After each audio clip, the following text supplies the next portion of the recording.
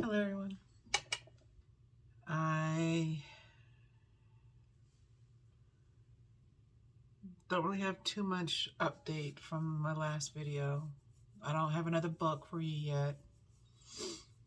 I have since the last video removed all of my books from Amazon that are under Kelly Strickland, because I was skimming through a few of them trying to figure out which one I wanted to revamp next, and especially some of the older ones. My writing style has changed so drastically over the last couple of years, and improved, in my opinion. I mean, other people might disagree, but I think my writing has improved. And people are still buying Kelly Strickland novels. And I can't justify allowing them to spend their money on books that are less than the best that I could give.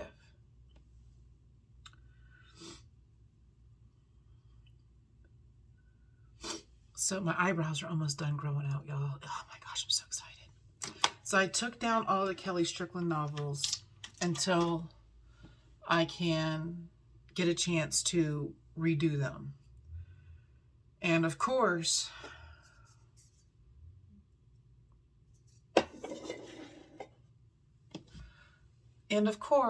within 3 hours, people are in the groups. Where's your book? Can't find it. I'm like, oh no. Damn it. So I'm in the process of writing a novel. Where's my thing? Writing a novel under my alias, the one that I won't expose on this channel. When that book is completed and published,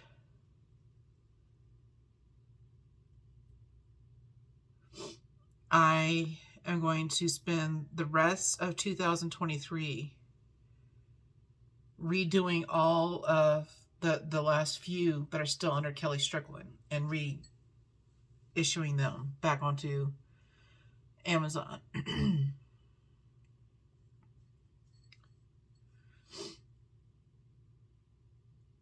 And then once I'm done with that, there are 2 series under Ollie Dupree that I also took down, and I have also been called out on that within a couple of hours of them being taken down, because they never got finished, because I spread myself too thin between writing new material for my alias, new material for Ollie, and updating Kelly Strickland. I just ran out of time. So, and let me just do a shout out to the readers. Amazon right now is making life miserable for authors. They are raising the price of KU while lowering the price we get paid per page, and increasing the price we have to put on our hardbacks and paperbacks. So a lot of readers are dropping out of KU and going elsewhere. And a lot of authors that I know have just quit. They've just flat out quit. They've given up their dreams thanks to Amazon. y'all gotta understand that when an author puts their book in KU, we're locked in. We can't just one day say we don't want to be in KU anymore. We have to let that period run, and it's about a 90-day period. So when y'all are quitting KU to go to other platforms, we're stuck in KU until the platform runs out. I mean, not the platform, the time frame runs out. Which is fine. If y'all feel like y'all need to go to a different one, that's understandable. However, I've seen a lot of people get mad that their favorite authors aren't in the other platforms. Well, we can't. Because if we get caught, if we're in KU and we get caught putting our books our ebooks on different platforms, Amazon will ban us. They will shut down our entire account. They have a monopoly on the books until that particular time frame runs out.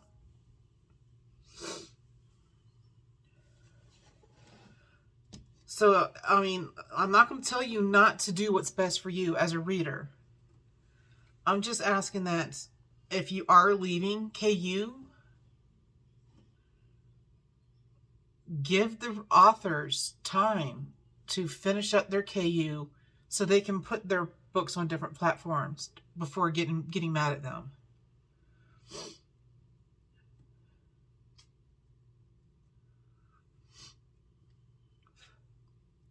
Also, as a reader, I encourage you to, even if you never had before, even if you've just been a lurker in the Facebook groups to get recommendations, speak up. Share your thoughts on your favorite novels by your favorite authors. Recommend them. Promote them.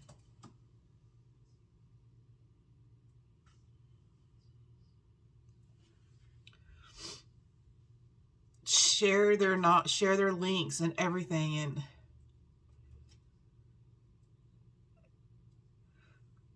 draw new readers into the author's catalog, because the more the more new readers that come in, the more it balances out what Amazon is taking away from our royalties, if that makes sense.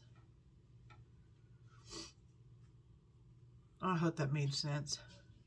In my autistic mind, that made crystal clear sense. And also, for a lot of authors like myself, Amazon is now putting a lot of our books in the dungeon, which means it's difficult to search for the book, even if you have the book name and the author. A lot of times you're gonna have to go straight to the author's page to find the book, because sex is evil and should be hidden. And that brings me to another topic. The reason why I won't expose my alias's identity is because the content of those stories.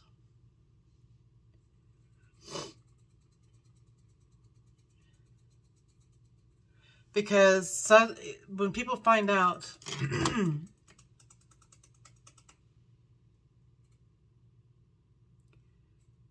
what are you doing?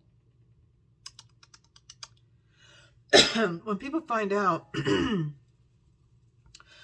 what is involved in those books, I get shunned, and I am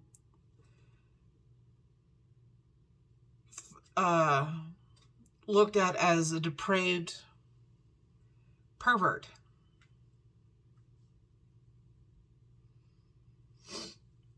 Which is, I mean, on one hand it's okay, but like,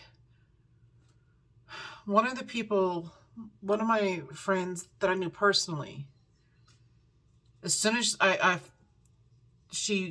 kept warning her, you know, she doesn't want to hear it. She doesn't want to know what I write. And she's like, no, no, no, no, no. It's okay. I want to know. And finally I broke down and I told her, never heard from her again. I told her what my name was. She had heard of who I am because she, like I said, she's quite popular, and never heard from her again. Why? I don't know if I'm going to try to explain this as best I can. Just because we write it doesn't mean we live it or condone it. It's called fiction. Just like Stephen King and John Grisham. They write about horror and murder. That doesn't make them murderers. They don't go out and secretly kill people. Why is sex so much more taboo than murder? Sex is a natural urge. Murder is not.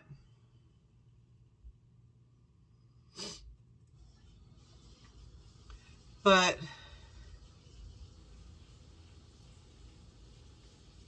when people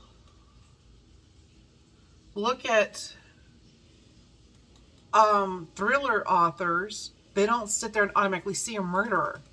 When people look at authors like my alias, they automatically see somebody sick and twisted in the head.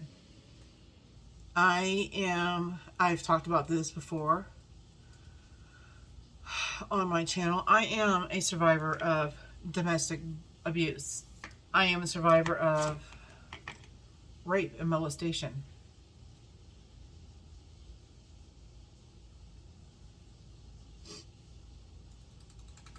So I absolutely do not condone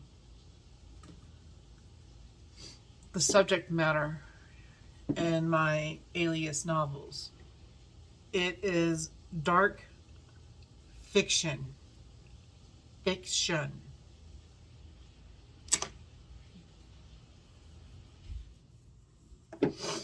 I don't know. I don't understand the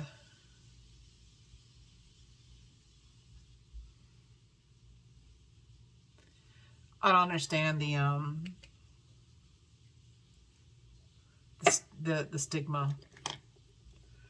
You can write about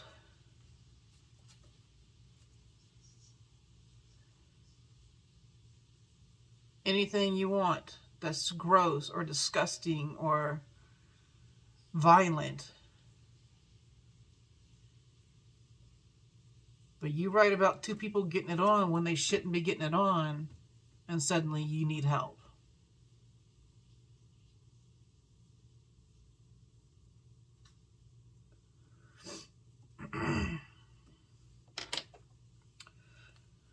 I'm not going to stop writing the books because there are a lot more people out there who like the books than don't.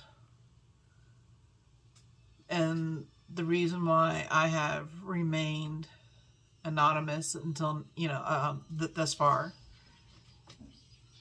is because of the people that I know personally.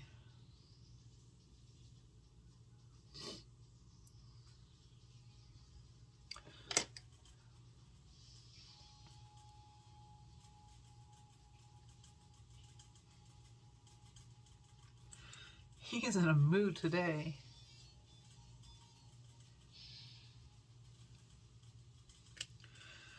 And as I said before, one of these days it's going to come out. People are catching on. The people who are readers of Kelly and Ollie and readers of her, they're picking it up. Because apparently, and I didn't know this until people started reviewing my novels. But apparently, I have a unique way of writing.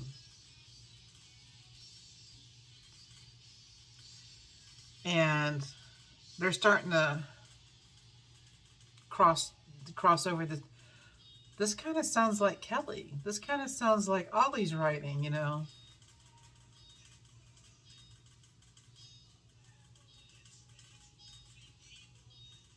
And a few people have figured it out.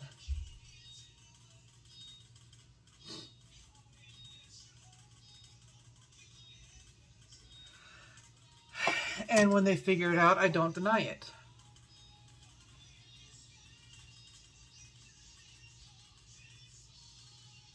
Did y'all hear that?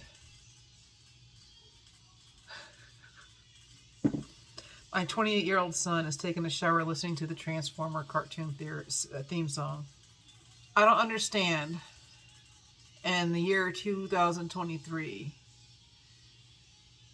why the subject of sex is still ringing such a prudish bone in everyone's bodies.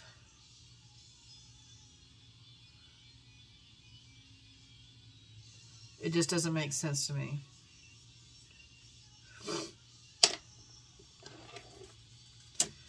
People just need to lighten the fuck up. Oh, I haven't used this one yet.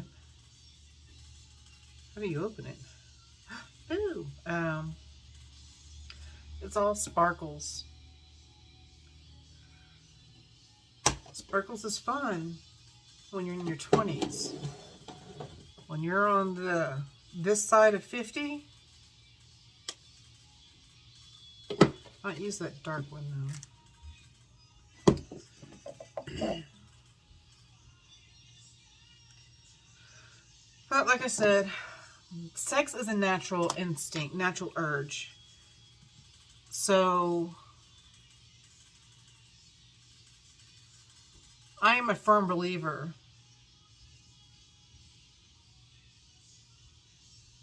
that if more people were having it, there would be a lot less bitches in this world. Bitches and dicks.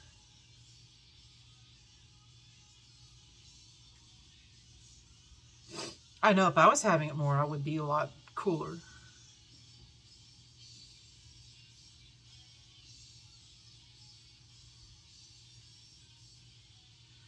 But I am the type of, and I know this is one of those sexual labels. I don't know what it is.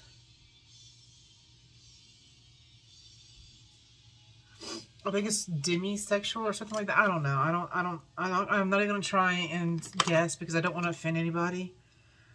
But it's the kind of sexuality where I don't look at somebody and get aroused. It's the connection I have with them. I have to know somebody. You have to seduce this before you seduce the rest of this. And that's just how I am. And I think that's called demisexual. I'm not sure. Like I said, I don't want to offend anybody by mislabeling. So if you know what I'm talking about, leave a comment below. Help me out because I don't know what it's called.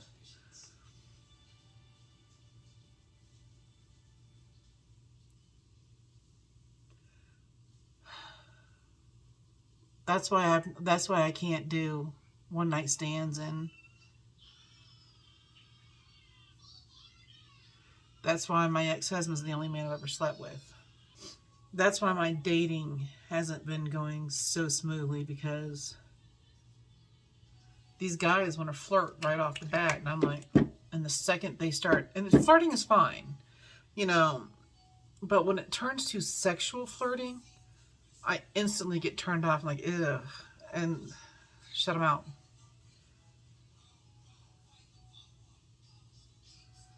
And I've warned people in my profile about me section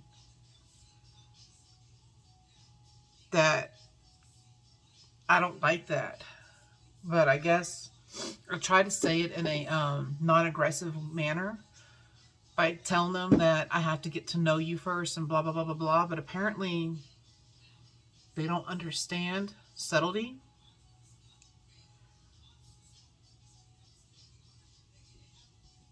Like I had one guy reach out, and he's like, because on my about me it says that I'm an erotic romance author,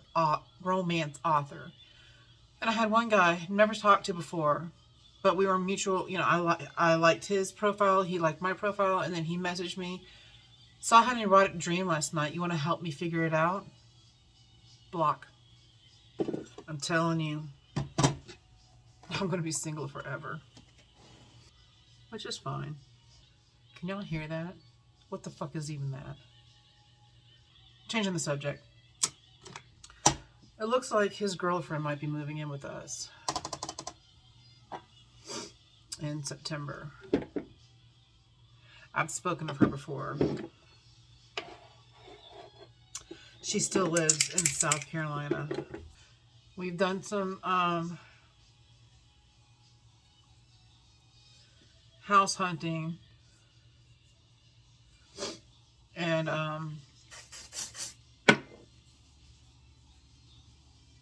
for them, not, you know, for just them. And it is so goddamn expensive. There's just no fucking way.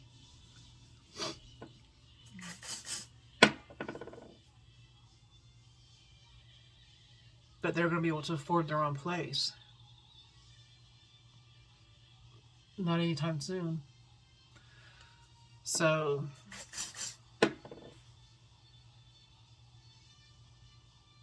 looks like she's moving in with me, and they're just both going to stay here for a while.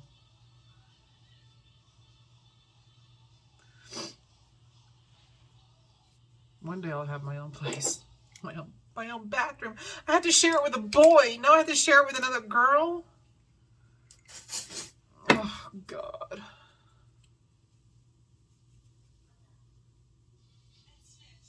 I kind of feel sorry for Gideon, because it's been hard enough living with me when I'm on my period. Now he's gonna have 2 girls in one house.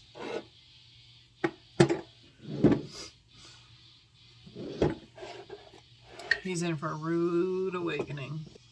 I know, I'm just kind of nervous about it, because regardless of what it seems like online,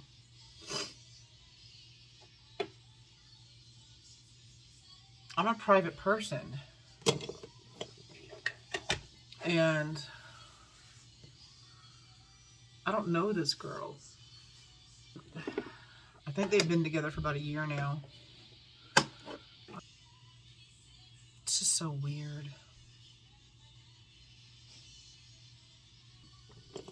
Whatever makes them happy, you know? And then she seems to make him very happy. I haven't seen him this happy in a long time. I'm not that overbearing mama type person. For the most part, I back off and I leave him alone. And I let him live his life, because like I said, he's a grown man. This one, I have good hopes for. I'm going to be her mama too, which is fine. And do what I can to support them and help them work. Because, I mean, it's hard these days. Relationships at any age, any level, any stage is hard. So all I can do is back off, give them their privacy as much as possible,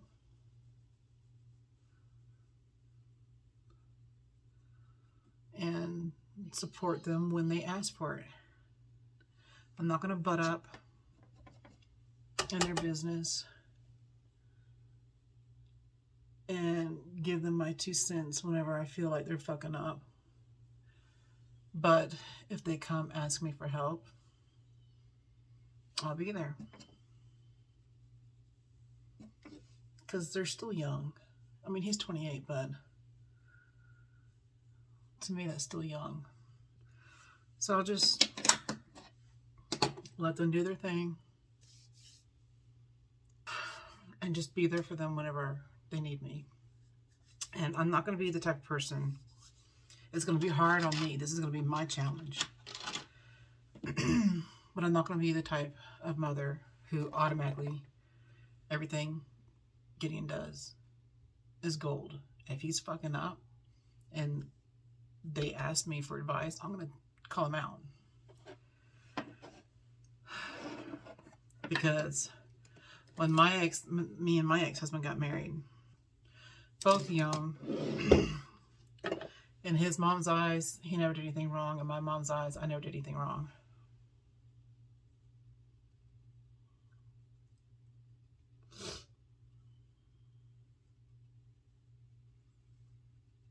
And how are we supposed to learn from our elders if they're biased like that?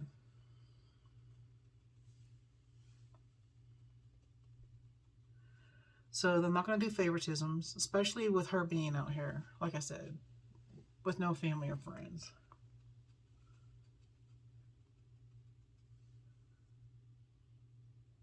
I'm not going to play favoritism. What am I? I'm not going to play favoritism. It's going to be hard.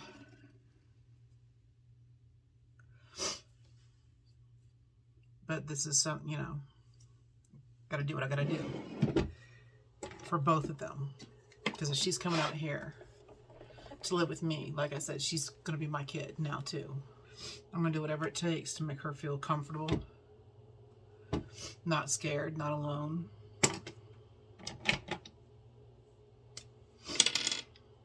This is going to be her home, and she needs to feel like she's at home. I know from experience what it feels like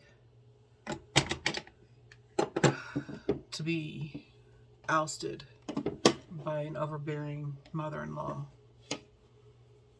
And I won't do that. I learned by watching my ex-husband's mother what not to do when my son ever does get married. I will never be that way. It's going to be one of the hardest lessons I've ever had to learn. But it's got to be done, because I won't ruin something that has the potential to be good because I'm overbearing. That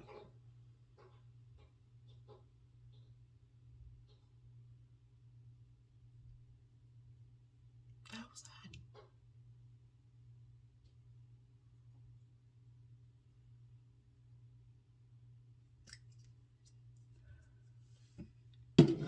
So anyways, we're going to go out. Oh, I need to, where's my thing? I need to blend. Here we go. We gotta go to the library today too, to return some cookbooks that I got. Get a few things for the house here and there to get ready for the girlfriend. Because September's not that far away. July, August. Nope.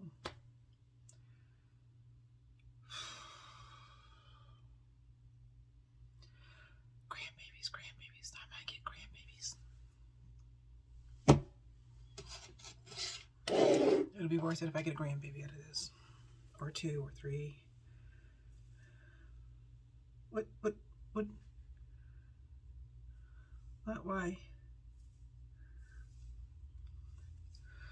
So, here's here. See, the other day, I did a video and I didn't upload it because I think I put primer in my hair instead of this.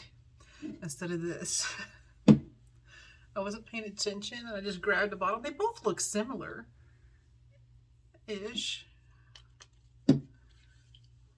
And I think I put primer in my hair instead of the serum.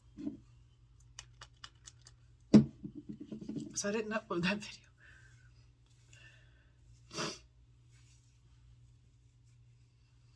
I mean, okay, they don't actually look anything alike size, but they're both clear. So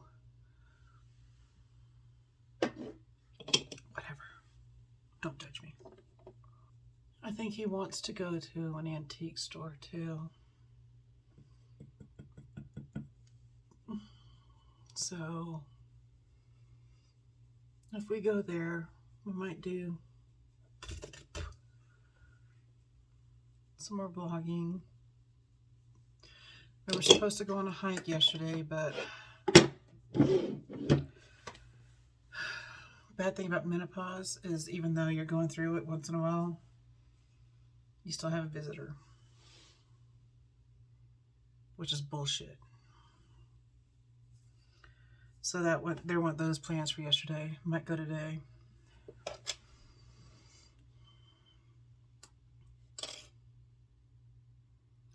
And that's really all I have to talk about today for right now. Anyways, I might come back later. I don't know.